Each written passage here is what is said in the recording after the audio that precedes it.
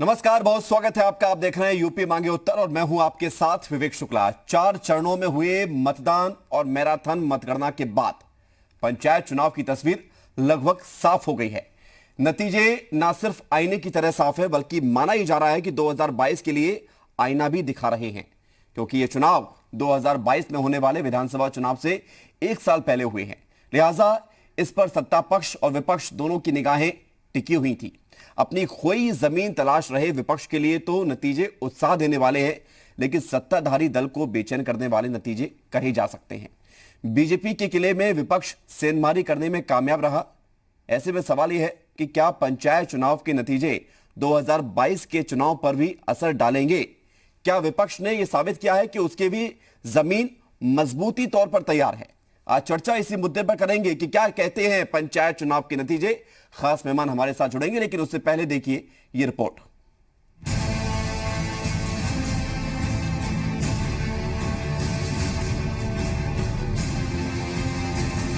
संक्रमण के साए में हुए यूपी पंचायत चुनाव की तस्वीर जैसे जैसे साफ होती गई, बनते बिगड़ते समीकरणों से भी पर्दा उठने लगा। ये गांव की सरकार है, यानी ग्राउंड लेवल। ऐसे में चुनाव के चाणक्य नतीजों में सत्ता का फाइनल देखने लगे। ऐसी कोई पार्टी नहीं जिसने पंचायत चुनाव में जोर नहीं लगाया, लेकिन नतीजों से साफ है कि विपक्ष ने बड़ी सेंधमारी की है। सत्ताधारी दल के लिए नतीजे संतोष करने वाले नहीं कहे जा सकते। 5 प्रमुख जिले अयोध्या, मथुरा, वाराणसी, लखनऊ और गोरखपुर, जिन्हें बीजेपी का गढ़ माना जाता है, वहां विपक्षी दलों का प्रदर्शन बेहतर रहा। यही नहीं, निर्दलियों की एंट्री तो और भी धमाकेदार रही। अयोध्या, मथुरा और वाराणसी में बीजेपी ने 2017 के विधानसभा चुनाव और 2019 के लोकसभा चुनाव में शानदार प्रदर्शन किया था, लेकिन जिला पंचायत चुनावों में समीकरण बदले हुए दिखे।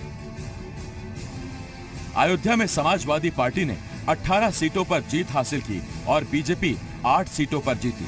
मथुरा में बसपा के खाते में 13 सीटें गई और बीजेपी ने 8 सीटों पर जीत हासिल की। यहाँ सपा की झोली में सिर्फ 1 सीट रही।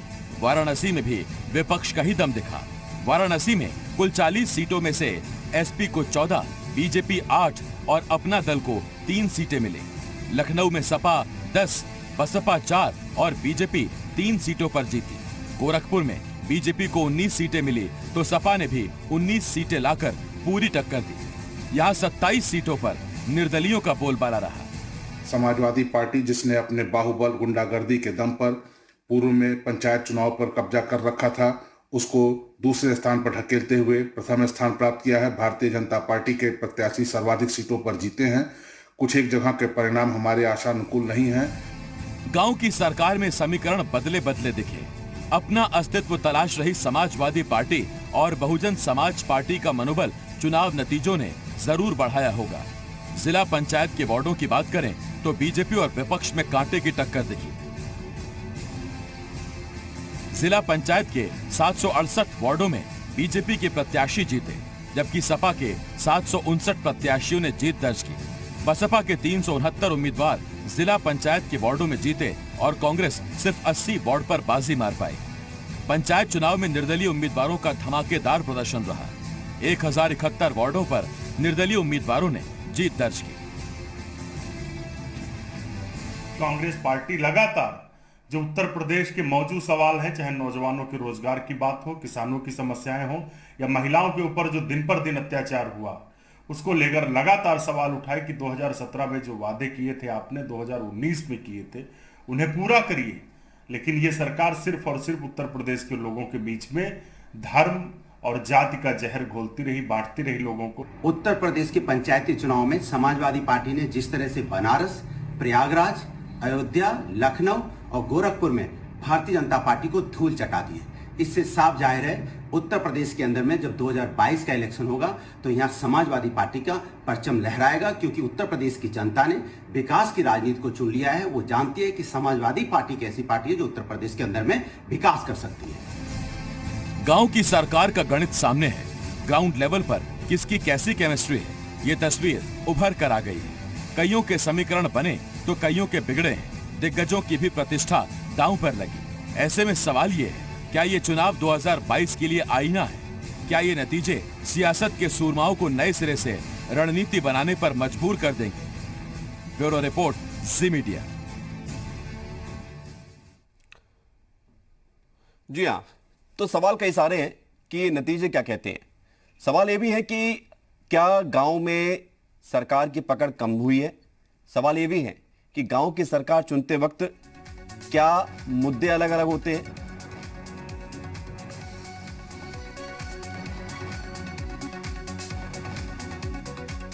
और आइए अब चर्चा की शुरुआत करते हैं। खास मेहमान हमारे साथ जुड़ रहे हैं, समाजवादी पार्टी से मनोज काका जी जुड़ रहे हैं। बहुत स्वागत आपका मनोज काका जी। और कांग्रेस का पक्ष रखने के लिए हमारे साथ जुड़ रहे हैं अब्बास हैदर। बहुत स्वागत आपका अब्बास हैदर जी। कुछ देर में बीजेपी के प्रवक्ता और वरिष्ठ पत्रकार भी हमारे साथ जुड़ेंगे, उनसे भी आपको रूबरू कराएंगे। मनोज काका, खुश तो बहुत होंगे आज के नतीजे देखकर। उम्मीद इतनी थी, इससे ज्यादा थी, या जरूरत से ज्यादा मिल गया? देखिए विवेक भाई, कम से कम आपका नाम विवेक है और मैं समझता हूं कि आप विद्वान पत्रकार हैं, तो कोई अविवेक की बात ना हो इस तरह का मैं आपसे समर्थन जरूर चाहूंगा। और आपका ऐसा स्वभाव भी है। हम समाजवादी पार्टी के लोग जो जनादेश पंचायत के चुनाव में लगभग 70% का जनादेश सीटों का अगर आप आकलन करें 3050 में, तो 1500 से ज्यादा सीटें हमने जीती है। उसमें भी 300 से 400 सीटें आपको मैं ऐसी बता सकता हूं जिस पर कि सत्ता के दबाव में, और उसका एक ज्वलंत उदाहरण देवरिया में आपको देखने को मिला कि जब बेईमानी हो रही थी तो एक एडीएम ने हमारे एक महिला जिला अध्यक्षा के साथ किस तरह का अभद्र व्यवहार किया। तो समाजवादी पार्टी को जो ये जन समर्थन मिला है इस पेंडेमिक में, वो इस नाते मिला है कि समाजवादी पार्टी के जो पूर्व में किए गए कार्य हैं, चाहे वो एम्बुलेंस है, चाहे वो पुलिस जितना सशक्त हुई है अपने संसाधनों से, चाहे वो कैंसर हॉस्पिटल हो, चाहे मेदांता हो, चाहे लोहिया हो, चाहे आजमगढ़ में 100 बेड का हॉस्पिटल हो, चाहे आपने देखा होगा लखनऊ में कई सारे जो संसाधन जो इस पेंडेमिक में काम आ रहे हैं, जब उसका जनता ने आकलन किया तो कहीं ना कहीं माननीय अखिलेश यादव जी के द्वारा दिए गए ही संसाधन। और हम किसी तरह के भी, हम न कभी बहुत दुख से पीड़ित होते हैं और नहीं कभी बहुत सुख से हर्षित होते हैं। हम समाजवादी लोग ये हमेशा प्रयास करते हैं कि जो जनता का बुनियादी सवाल है उस पर समाजवादी पार्टी कैसे राजनीति करे, स्वास्थ्य पर, शिक्षा पर, सड़क पर। और आपके चैनल ने तो खुद भी दिखाया है क्या हालात है। आज आपसे बता रहे हैं, क्योंकि आपका बड़ा मंच है, कि आज ये महामारी, और ये जो मैं बात बता रहा हूं देखी हुई सुनी हुई नहीं है, बल्कि हम लोगों के गांवों में वो लोग भोग रहे हैं, भोगी हुई बात बता रहे हैं। ये जो पेंडेमिक है ये गांवों में पसर चुका है, और भारतीय जनता पार्टी के पास ना ऑक्सीजन है, ना हॉस्पिटल है, ना ऑक्सीजन कंसंट्रेटर है, सिर्फ और सिर्फ जुमले हैं। और उन्हीं जुमलों की बात है, उन्हीं जुमलों के कारण आज देश की मनोज काका जी, उत्तर प्रदेश ये सब बातें तो ठीक है, मैं खत्म कर रहा हूं, तो लीजिए। आपने मेरे नाम पर, मेरे विवेक पर संशय जाहिर किया। मैंने तो आपके नाम के अर्थ के बड़े प्रेम के साथ, आपके नाम का अर्थ है प्रेम, आपके नाम का अर्थ है जो मन से करने वाला, और आपके मन में क्या था उसे जानने की बड़ी प्रेम से कोशिश की। हालांकि बात वो बुरी नहीं लगी, लेकिन बड़ा सीधा सा सवाल था कि खुश तो बहुत होंगे, जितनी उम्मीद थी उतना मिल गया। आपने कारण बता दिए कोरोना, आपने कारण बता दिए अव्यवस्थाएं, आपने ये नहीं बताया कि जनता ने आपको क्यों चुना। जनता ने, मैंने बताया तो आपसे यही, जनता ने देखा कि जो उसको थोड़े बहुत संसाधनों से जिससे उसको लाभ मिल रहा।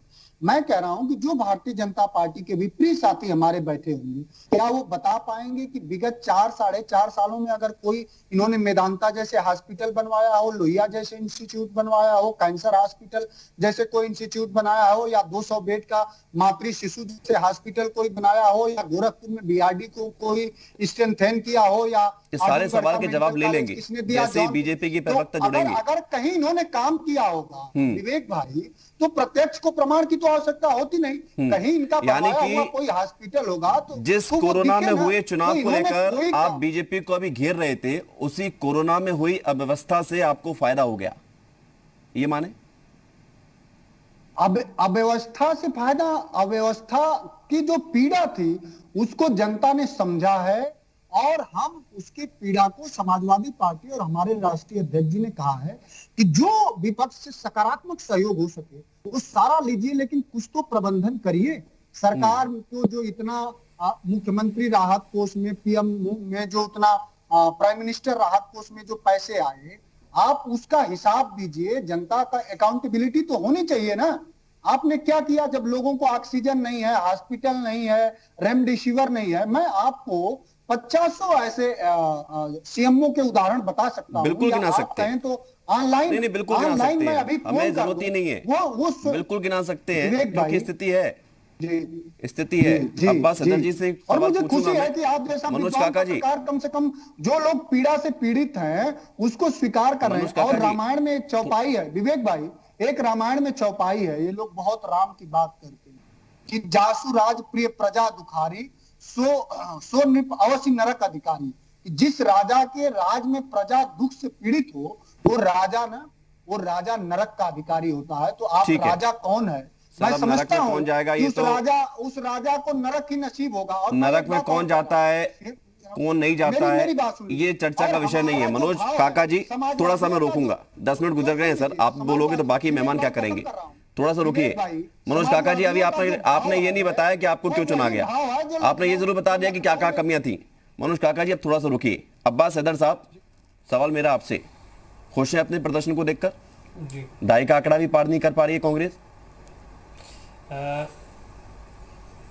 विवेक जी, आमतौर से पंचायत चुनाव में राष्ट्रीय पार्टियां जो है समर्थन नहीं देती हैं, परंतु इस बार हमारी पार्टी ने करीब 600 के करीब लोगों को प्रदर्शन समर्थन दिया था अपना। चिन्ह पे हमारे नहीं लड़े थे, समर्थित उम्मीदवार थे और 80 के करीब सीटें आई हैं। लेकिन कहीं ना कहीं ये जो चुनाव के नतीजे हैं उससे ये जरूर सिद्ध हो रहा है कि जनता ने भारतीय जनता पार्टी को नकार दिया है पूरी तरह से। कांग्रेस को भी तो नकारा है, पार्टी और राष्ट्रीय लोकदल कांग्रेस को स्वीकार किया है क्या? प्रदर्शन किया है। नहीं, कांग्रेस ने मैंने आपको बताया कि हमारे समर्थित उम्मीदवार लड़ी हम कम सीटों पे रहे थे। तो अरे 600 में से भी अगर आपका 80 सीटें भी आती हुई नजर आ रही हैं तो 600 का 10% होता है 60, और अगर आप 3% उसमें और जोड़ लीजिए, करीब 13% अगर आपको सफलता मिल रही है, बाकी 87% तो आप फेल हो रहे हैं ना सर, ये गणित बता रहा है आपका। देखिए हमारे समर्थित प्रत्याशी थे, हम आधिकारिक रूप से तो हमारे प्रत्याशी थे नहीं, जो भी थे कांग्रेस पार्टी के समर्थित उम्मीदवार थे। ठीक है, जो भी आंकड़े आए हैं वो ठीक हैं, जो हैं सबके सामने हैं, लेकिन इससे ज़्यादा महत्वपूर्ण जो परिस्थितियां हम लोग के सामने हैं वो कोविड को लेकर के हैं। आज जब जो है देश कोविड की महामारी से जूझ रहा है, जहां संत कबीर नगर से आज 4 मौतें हुई, ठीक है, इसके अलावा आपने देखा हो कर्नाटक में 200 के करीब मौतें अभी कुछ दिन पहले हुई, फिर मौतें 22 के करीब, रोज़ ऑक्सीजन की कमी से लोग मर रहे हैं। वहां देश के प्रधानमंत्री अपना 13,000 करोड़ का बंगला बनाने के लिए डेडलाइन दे रहे हैं कि दिसंबर 2022 तक बन जाना चाहिए। इस समय में जब इसके लिए कोई डेडलाइन नहीं दी गई है कि देश के नागरिक कब तक वैक्सीनेट हो जाएंगे, इसके लिए कोई डेडलाइन नहीं है कि देश से कोरोना से कब जो है मुक्त करा देंगे। सदर जी आप चिंता करिए, तो कोरोना से महत्वपूर्ण कुछ नहीं है, बन रहा है, आप उसको चिंता करिए, लेकिन कम से कम अपनी तो चिंता कर लीजिए। 600 लोगों को आपने समर्थन दिया था ना, तो 600 लोगों का समर्थन यदि आपको नहीं मिल रहा है तो आप क्या बीजेपी हार रही है इससे खुश हो जाएंगे? क्या कांग्रेस का लक्ष्य ये बन गया है कि बीजेपी हारे, हम भले ही ना जीते, हमारा मकसद पूरा हो जाएगा? क्या कांग्रेस यही सोचकर काम करती है और यही राजनीति बची हुई है कांग्रेस की? देखिए कांग्रेस के लिए सबसे आगे देश है, फिर पार्टी है, सबसे आगे देश है। देश हित में हम वही मुद्दे उठाएंगे जो देश हित के लिए सबसे महत्वपूर्ण होंगे, और आज के समय में सबसे महत्वपूर्ण बात यही है जो मैं कह रहा हूं। और जहां तक पंचायत चुनाव का नतीजे है वो सबके सामने है, देखिए, है ना। ठीक है, ये वो नतीजे तो इसलिए हम चर्चा कर रहे हैं, हमारे उम्मीदवार अगर नतीजे नहीं होते तो हम चर्चा किसी और विषय पर कर रहे होते जी। उतना प्रचार भी नहीं किया, और बहुत जगह धांधली हुई है। अभी बाराबंकी का मैं उदाहरण दूं, मित्तई ग्राम में बच्चे का रिजल्ट आता है, मैं बता दूं, जो बच्चा साल भर पढ़ाई नहीं करता है वो ऐसे बहाने बनाता है कि पेपर में वो वाले क्वेश्चन आ गए जिसकी मैंने तैयारी नहीं की थी, नहीं बहाने या पेपर में और मुझे करने का मौका नहीं मिला, मैंने मन से नहीं किया। अगर मैंने पढ़ाई की होती आखिरी 2 महीने में तो मैं टॉप कर जाता। चुनाव जीतता है और उसको देखिए, एक प्रत्याशी 2 वोट से चुनाव जीतता है और जो 2 वोट से हारता है उसको जो है सर्टिफिकेट इशू कर दिया जाता है। इस तरह की धांधलियां हो रही हैं। ठीक है, वो धांधली पर सवाल करेंगे। हमारे साथ संजय राय जुड़ गए, प्रवक्ता हैं बीजेपी के। बहुत स्वागत है आपका संजय राय जी। और बड़ा सीधा सा सवाल, क्या यही परिणाम की उम्मीद की जा रही थी पार्टी के द्वारा? बिल्कुल, भारतीय जनता पार्टी इस पंचायत चुनाव में बहुत ही ठीक प्रकार से लग करके चुनाव लड़ी। हाँ, ये बात है कि बीच में जब चुनाव की अधिसूचना जारी हुई तो उस समय कोरोना की कोई बात नहीं थी, और बल्कि पहले तो सरकार थोड़ा और चुनाव देर में कराना चाहती थी, लेकिन उत्तर प्रदेश के हाई कोर्ट ने जो है कि ये निर्णय लिया था, या सरकार को आदेश दिया था कि 30 अप्रैल तक जो है सभी चुनाव जो है कि पूरे होने चाहिए जिला पंचायत सदस्य तक के। और जब अधिसूचना जारी हुई तब कोरोना नहीं था। अधिसूचना के बाद जब एक फेज की वोटिंग हो गई तो कोरोना का संकट आया, और बीच में चुनाव जो है चूंकि हाई कोर्ट का आदेश भी था, रुकना संभव नहीं था। तमाम जो है झंझावात के बीच में चुनाव हुआ, लेकिन भारतीय जनता पार्टी अच्छा परफॉर्म की है। और यही उम्मीद थी। मैंने सर सवाल बड़ा सीधा सा था, आपने ये बता दिया कि चुनाव क्यों कराए। चुनाव जो है कि जिला पंचायत अध्यक्ष और ब्लॉक प्रमुख के चुनाव होने बाकी हैं, और उसमें जिस पार्टी के जितने सदस्य जीते होंगे बीडीसी, और जिस पार्टी के जितने जीते होंगे जिला पंचायत सदस्य, उसी के हिसाब से उनके जिला पंचायत अध्यक्ष और ब्लॉक प्रमुख जीत के आएंगे। तो इसलिए अभी तो ये चुनाव का एक स्टेप बाकी है, फाइनल स्टेप बाकी है। और भारतीय जनता पार्टी निश्चित रूप से जो है सबसे बड़ी पार्टी के रूप में इसमें परफॉर्म की है। संजय जी, जिस पहले चरण का आप जिक्र कर रहे हैं कि जब कोरोना की लहर नहीं थी, एक दो बात जोड़ना चाहूंगा। मेरी बिल्कुल, मैं मौका दूंगा संजय राय जी। संजय राय जी, पूरा मौका दूंगा, पूरा मौका दूंगा आपको। मेरा एक सवाल सुन लीजिए, उसी में अपनी बात जोड़ लीजिएगा। मेरा सवाल सुन लीजिएगा, उसी में अपनी बात जोड़ लीजिएगा। और सवाल बड़ा सीधा सा है। आपने कहा कि पहले चरण में कोरोना का इफेक्ट कम था, उसके बाद कोरोना लगातार बढ़ता गया। तो पहले चरण में आपके अयोध्या में, प्रयागराज में, गोरखपुर में ऐसे जनपदों में चुनाव हुए थे जहां पर आपकी जो परफॉर्मेंस है बड़ी कमजोर साबित होती हुई नजर आई है।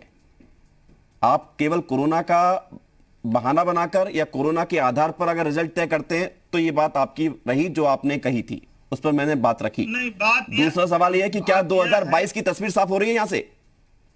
देखिए, 2022 का जहां तक सवाल है, मैं कल से देख रहा हूं सोशल मीडिया पर कि बंगाल के रिजल्ट को लेकर के सपा के, बसपा के, कांग्रेस के लोग बहुत जो है खुश हैं। जो कांग्रेस वहां 0 हो गई उसके बाद भी। तो जो है कि इसी तरह से मैं एक छोटी घटना याद दिलाता हूं कि 2017 में जब विधानसभा के चुनाव के बाद बीजेपी की सरकार बन गई तो कुछ उपचुनाव हुए थे, 2 लोकसभा के और 1 विधानसभा, नूरपुर विधानसभा और 2 लोकसभा, और उसमें बीजेपी लूज कर गई थी। तो पूरे विपक्ष के लोग बहुत खुश थे कि अब जो 2019 में लोकसभा का चुनाव होगा उस चुनाव में जो है कि बीजेपी खत्म हो जाएगी, और जो है प्रधानमंत्री अखिलेश जी और मायावती जी बनने के लिए लग गए। दोनों आपस में गठबंधन कर लिए, यानी कि परिणाम क्या हुआ आपके सामने है। चिंता वाली बात नहीं है। पंचायत के चुनाव, विधानसभा का चुनाव 2022 का नहीं तय करेगा। आप ये तो मानेंगे कि विपक्ष है जिसको आपने नकार दिया था। अलग मुद्दे होते हैं, अलग कैंडिडेट होते हैं। विधानसभा के चुनाव के, लोकसभा के चुनाव के, जनरल चुनाव के अलग मुद्दे होते हैं। वो ठीक है, और 2022 के उन मुद्दों पर भी बात करेंगे संजय राय जी। सरकार बनेगी, लेकिन आप इसको स्वीकार करेंगे कि जिस विपक्ष को आप मानते नहीं थे कि विपक्ष नाम की कोई चिड़िया है, टीशन दिया है, उस विपक्ष ने आपको कई जगहों पर मात दी है। विपक्ष है, इसको स्वीकार करते हैं। भारतीय जनता पार्टी कभी भी, भारतीय जनता पार्टी लोकतंत्र में विश्वास करती है, विपक्ष का सम्मान करती है, विपक्ष को मानती भी है। लेकिन ये जो विपक्ष है ना, ये विपक्ष के लोग ही, ये लोग कहीं जब से सरकार बनी हुए 4 साल से ऊपर हो गया, कभी भी सपा, बसपा, कांग्रेस के लोग कोई एक आंदोलन किए हों, कभी एक सड़क पर निकले हों, कभी भी हमारे चुनाव हुआ, सड़क पर निकलेंगे तो आप हमारा लॉ एंड ऑर्डर का कार्य संस्कृति नाम उसके आधार पर जेल में पहुंचवा देते हो, और फिर कहते हो कि आंदोलन क्यों नहीं करते हो? भाजपा का काम करने का तरीका यह है कि हमारे बंगाल में चुनाव हुआ, वहां जो है कि टीएमसी के गुंडे भारतीय जनता पार्टी के कार्यकर्ताओं की हत्या कर रहे हैं। हमारे राष्ट्रीय अध्यक्ष तुरंत वहां पहुंच गए। निंदनीय है कल पूरे वो घटना, देश बिल्कुल में निंदनीय है। और उन दलों को भी आ रही है, अगर वहां पर दंगे हो रहे हैं, लोगों की हत्याएं हो रही हैं, तो उसका विरोध भी करना चाहिए। वो बात है। मनोज काका जी, ब्रेक पर जाना है, आप सामने आएंगे, आपसे जवाब भी लेंगे। सुन लीजिए हमारी बात। सपा बसपा कांग्रेस के लोगों को घर से निकलने की आदत नहीं है, मेहनत ठीक है, ठीक है संजय राय जी, वो घर से ना निकले हुए तब इतनी सीट जीत गए। घर से बाहर निकल जाते तो फिर क्या स्थिति होती। संजय राय जी लौट रहे हैं, छोटा सा ब्रेक है, जरा लौटते हैं, बने रहिए। घर के अंदर रहते हुए चुनाव लड़ गए, तब ये परिणाम सामने आ रहा है। बाहर निकल जाते तो क्या स्थिति होती। लौटेंगे, छोटा सा ब्रेक है, जरा लौटते हैं।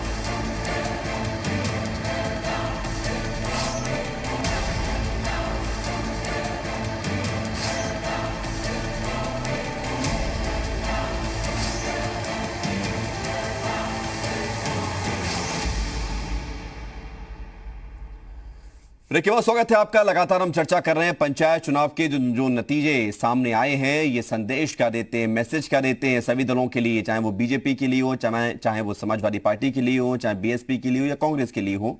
और जो बड़ी संख्या में निर्दलीय जीत कर आए हैं वो किस तरफ जाएंगे?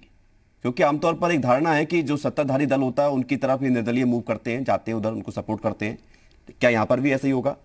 लगातार खास मेहमान हमारे साथ जुड़े हुए हैं। संजय राय बीजेपी का पक्ष रख रहे हैं, मनोज काका समाजवादी पार्टी का पक्ष रख रहे हैं, अब्बास हैदर कांग्रेस का पक्ष रख रहे हैं। और अब मनोज काका जी, अब सवाल मेरा आपसे जी, समाजवादी पार्टी इस नतीजों के बाद आगे क्या सोचकर आगे बढ़ेगी? कि क्या उसको गांव की जनता ने सपोर्ट कर दिया, अब शहर की जनता का दिल जीतना बाकी है, या 2022 की रास्ता जो रहा है उसका बहुत आसान है, ये सोचेगी? देखिए, समाजवादी पार्टी जो पहले सोचती रही है, हमेशा जो हमारा बुनियादी सवाल रहा है, शिक्षा का सवाल रहा है, सड़क का सवाल रहा है, रोजगार का सवाल रहा है, उसी को लेकर के समाजवादी पार्टी का जो बुनियाद में अगर आप जाएंगे तो हमारे शुरू से ये नारे रहे हैं पूज्य नेताजी के समय से कि दवा पढ़ाई, रोटी कपड़ा सस्ता हो, दवा पढ़ाई मुफ्त। तो हम तो हमेशा से ये चाहते हैं कि आम आदमी का संबल कैसे बढ़े, आम आदमी को जो उसके जीवन उपयोगी जो संसाधन है वो कैसे बेहतर बनाए जाएं, हॉस्पिटल कैसे बनाए जाएं, सड़कें एक्सप्रेसवे कैसे बने, मेट्रो कैसे आए, लोग शिक्षित कैसे हों। समाजवादी पार्टी इन्हीं बुनियादी सवालों को लेकर के राजनीति करती है और करती रहेगी। और आपको बता दें, जैसे एक जिले का मैं उदाहरण आपको कौशाम्बी का दे दूंगा। मैं जानना चाहूंगा कि बीजेपी प्रवक्ता मेरे ख्याल से ये भी नहीं जानते होंगे कि कौशाम्बी में कितनी पंचायत की सीटें, अगर जानते हो तो भाई बताएं। कौशाम्बी में 26, अभी जो 5-6 आप बड़े जो धार्मिक जो जगह बता रहे थे विवेक भाई, कौशाम्बी में 26 में से अभी हमारा एक भाई वहां का कार्यकर्ता है शहनाज, उसने मैसेज भेजा और वो न्यूज 18 की रिपोर्ट भी है, आपके भी चैनल की रिपोर्ट है कि 26 में से वहां 20 सीटें समाजवादी पार्टी ने जीती, 2 बीजेपी ने सिर्फ जीती है और 4 निर्दलीयों ने जीता। तो बहुत सारे ऐसे जगह हैं और इन्होंने लोकतंत्र को और लोकतंत्र के जो मूल्य हैं और जो प्रजातंत्र के मूल्य हैं, जो संवैधानिक मूल्य हैं, उसको अगर सबसे ज्यादा किसी ने कमजोर किया है, क्योंकि जो लोग जैसे वो तो कह रहे हैं अभी और आपकी अभी बाकी है, अभी पिक्चर क्लियर होना बाकी है, अध्यक्ष तो हमारे बनेंगे जरा। विवेक भाई जी, मैं जो लोग जिस मन स्थिति के होते हैं दूसरे को भी वैसे सोचते हैं। जैसे योगी जी एक बार सदन में बहुत फफक करके रोए थे, तो वो रोए इसलिए थे कि उन पर एक एफआईआर लाज हो गया था, तो वो दूसरे को भी योगी ऐसा ही सोचते हैं कि समाजवादियों पर बस मुकदमे कर देंगे, वो घबरा जाएंगे। तो समाजवादी लोग मुकदमे से ही नहीं, समाजवादी लोग अपना सर्वस्व न्यौछावर करने से भी नहीं डरते हैं आम आदमी के बुनियादी सवालों को उठाने के हित में। हमको जो त्याग करना पड़ेगा करेंगे। और जो अब इसके आगे का जो चुनाव है, इनके जो प्रदेश अध्यक्ष हैं स्वतंत्र देव जी, वो 2 पूरी बेचारे अपने जब किचन में तलते हैं तो 2 पूरी दिखा करके और प्रदेश की जनता को सेवकाई का उदाहरण पेश करते हैं। ऐसे लोग आज। मनोज काका जी, एक सवाल का और जवाब चाहूंगा, उसके बाद फिर बाकी मेहमानों के पास जाऊंगा। खत्म कर रहा हूं विवेक। नहीं, एक सवाल और मेरा जोड़ लीजिए, उसके बाद खत्म कर लीजिएगा। ऑक्सीजन पर कब बात होगी, क्या oxygen, hospital, corona bed, ventilator, oxygen, remdesivir सबकी बात होगी मनोज काका जी? लेकिन सवाल बड़ा सीधा सा है, क्या गांव की सरकार चुनते वक्त, प्रदेश की सरकार चुनते वक्त मुद्दे एक जैसे होते हैं? जनता ने जो आज आपको सपोर्ट किया है, जो नतीजे आपके फेवर में नजर आए हैं, क्या मुद्दे वही होंगे जब प्रदेश की सरकार चुनी जाएगी? ऐसा मानती है समाजवादी पार्टी? ये जो लोहिया ने ग्राम स्वराज की बात की थी, जो गांधी ने ग्राम स्वराज की बात की थी, जब ग्राम स्वराज के जो प्रतिनिधि करते हैं लोग, जो प्रतिनिधित्व करते हैं, जब उनका चयन होता है तो सबसे ज्यादा वोट परसेंटेज होता है। ये तो आप भी विवेक भाई स्वयं जान रहे थे और आपने अपने प्रारंभिक संदर्भ में बताया भी।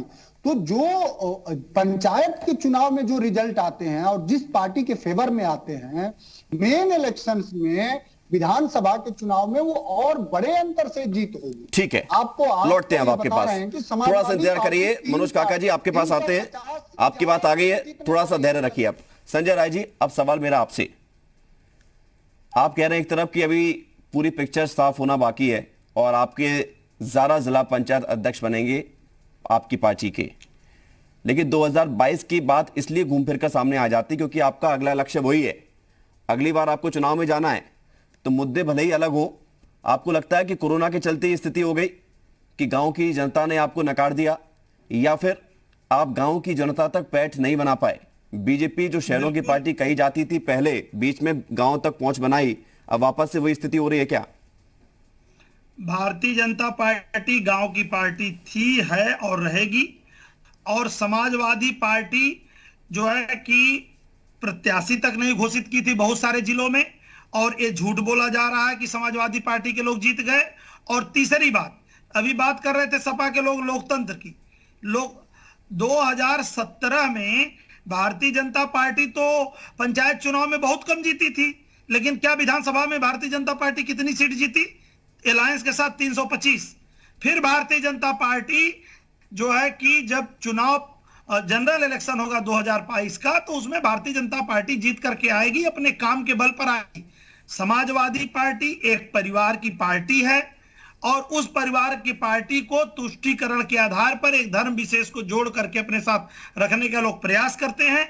लेकिन चूंकि पहले दूसरा जमाना था कि क्या होता था कि एक जाति का वोट ले लिए और जो है कि एक धर्म विशेष के लोगों को वोट ले लिए और जिसको टिकट दिए उसने जोड़ लिया। अब ऐसा नहीं है। अब समाज के अंदर निश्चित रूप से यह प्रयोग इनका फेल हो चुका है, और यह जो है कि जातिवाद की पार्टी, परिवार की पार्टी नहीं चलने वाली है। भारतीय जनता पार्टी ने पहली बार इस सरकार में, सुनिए मेरी बात, सीटें उनके खाते में दिख रही हैं और आप कह रहे हैं प्रयोग फेल हो गया। समाजवादी पार्टी विकास के पैसे में कुछ जंबो प्रोजेक्ट करती थी जिसमें लंबा कमीशन, बड़ा कमीशन लिया जा सके। भारतीय जनता पार्टी ने उस पैसे को हमने एक विधानसभा में 300 करोड़ के काम कराए, एक विधानसभा में 300 एक एक करके। मनोज काका जी, मनोज काका जी, मनोज काका जी, मनोज जी, मनोज जी, मनोज जी, मनोज जी, मनोज जी, घर में बैठे रहते हैं, टीवी देखते रहते हैं, घर में रह करके राजनीति नहीं होगी, घर में रह करके होगी। मनोज जी, मनोज जी, मनोज जी, मनोज जी, होटल बनाए, मनोज जी, अब्बास सदर जी से सीखिए ना, कितनी शांति से बैठ के सुन रहे हैं। संजय राय जी, कंक्लूड कीजिए, काम की बात आप एक भी नहीं बोल रहे। भारतीय जनता पार्टी बिल्कुल ही भ्रष्टाचार पर रोक लगा करके 4 साल विकास का काम किया है। ठीक है, यानी कि आपको लगता है कि इस आधार पर जनता वोट करेगी 2022 में? फिर तो हुआ था। संजय राय जी, संजय राय जी, संजय राय जी, संजय राय जी, डिटेल मत करिए। देखिए, जो सवाल आपसे पूछा जाए ना, आप उसी का जवाब दीजिए। मनोज जी, एक मिनट रुकिएगा। मनोज जी, आपके बारे में सबने सुना ना? मनोज जी रुकिए, मनोज जी रुकिए, एक मिनट रुकिए, मनोज जी रुकिए। क्या मतलब है? एक मिनट, संजय जी, संजय जी, संजय जी रुकिए, सवाल सुनिए। संजय जी सुनिए, किसी की बात नहीं सुनना है, आप भी तो नहीं सुन रहे, जिस तरह से आप भी तो नहीं सुन रहे, अपनी सरकार रुकिए, पंगई करते हैं, वैसे ही टीवी डिबेट में भी संजय राय जी, अब मैं आपको रोक रहा हूँ, रुकिए। पंगई करने आता है। आप लोग आपस में इस तरह से उलझकर करो, भाषाई मर्यादा सीख लो। नहीं, बिल्कुल सभी के लिए, सभी के लिए, सभी के लिए मर्यादा का ध्यान रखो, भाषाई मर्यादा का ध्यान रखो। मैं कह रहा हूँ मनोज जी, मनोज जी, मनोज जी, एक व्यक्ति ने लखनऊ में कहा, अरे मनोज जी रुक तो जाइए, बस इतना जान लो आप। मनोज जी, संजय जी, आप क्यों मेरी आवाज बुलंद करना चाहते हो? अभी नहीं है आपका अध्ययन, आपकी आवाज डाउन करनी पड़ेगी। अब्बास हैदर जी कितने शांति से सुन रहे हैं, उनसे सीख लीजिए ना। एक मिनट, संजय राय जी, एक मिनट रुकिए, संजय राय जी रुकिए, एक मिनट, संजय राय जी रुकिए, रुकिए एक मिनट, संजय राय जी, रुकना पड़ेगा आपको। एक एक करके बात करिए ना। क्या मतलब इन सब चीजों का? क्यों इस तरह से आप चर्चा कर रहे हैं? सब्जी मंडी है क्या ये? आराम से एक एक करके जो सवाल पूछा जाए आप उस पर जवाब दीजिए। कटाश करने का, तंज कसने का इनका मौका नहीं है। अभी चुनाव बहुत दूर है। मनोज जी आपके लिए भी और संजय राय जी आपके लिए भी। लौटूंगा। अब्बास सदर जी, कांग्रेस की रणनीति क्या है? क्या 2022 भी वो किसी के साथ होकर चुनाव लड़ेगी जैसे 17 में लड़ी थी समाजवादी पार्टी के साथ? ये सोचकर चल रही है कांग्रेस? विवेक जी, बहुत शर्म की बात है कि हमारे साथी आज 2022-2024 जिला पंचायत अध्यक्ष जिताने की बात कर रहे हैं, जब हमारे प्रदेश की जनता मर रही है। ऑक्सीजन नहीं है अस्पतालों में, इंजेक्शन नहीं है, हमारे देश का राजा, अपने आप को फकीर कहने वाला शहंशाह, अब 13,000 करोड़ का अपना एक और महल बनवा रहा है और ये बात कर रहे हैं कि 2022 में ये नहीं होगा, कांग्रेस के प्रधानमंत्री भविष्य में बनेंगे राहुल गांधी, अगर आप कहते हो वो भी तो रहेंगे। नहीं रहना। आज हमारे देश के, जो हमारे देश को बनाने वाले लोगों ने, हमारे फाउंडिंग फादर को शर्म आ रही होगी कि हमारा लोकतंत्र इस स्तर पे आ गया है। अब्बास हैदर जी, बहस हो रही है। अब्बास हैदर जी, आज हमारे बहस का मुद्दा ही चुनाव है। ऑक्सीजन की कमी है, बहस का मुद्दा ही चुनाव है। बात कर रहे हैं ऑक्सीजन, कोरोना को लेकर हम रोज डिबेट कर रहे हैं। चुनाव को छोड़िए, जाने दीजिए। कोरोना को लेकर रोज डिबेट कर रहे हैं। जो मेरी बात सुनिए, जो हमारी सीटें आई हैं ले लें। भारतीय जनता पार्टी हमारी जो सीटें आई वो ले ले, क्या उससे सुधार होगा? क्या सुधार होगा ऑक्सीजन में? क्या किसी की जान बचा पाएंगे? बचा ले जान, हम दे देंगे। हमें नहीं मतलब है, चुनाव जीतना इतना महत्वपूर्ण नहीं है। हमें अगर हम सारी समर्थन क्यों दिया 600 प्रत्याशियों को? क्यों समर्थन दिया? अगर चुनाव जीतना इतना महत्वपूर्ण नहीं है, हमने समर्थन दिया लेकिन हमने प्रचार नहीं किया। हमने प्रचार नहीं किया। अब्बास हैदर जी, जब कोविड अब्बास हैदर जी, अब्बास हैदर जी, ये बात कर रहे हैं चुनाव की। जिला संजय राय जी रुकिए, संजय राय जी आप बीच में मत बोलिएगा। हम मर रहे हैं, हमारे साथी मर रहे हैं। क्या अब्बास हैदर जी के साथी नहीं मरे?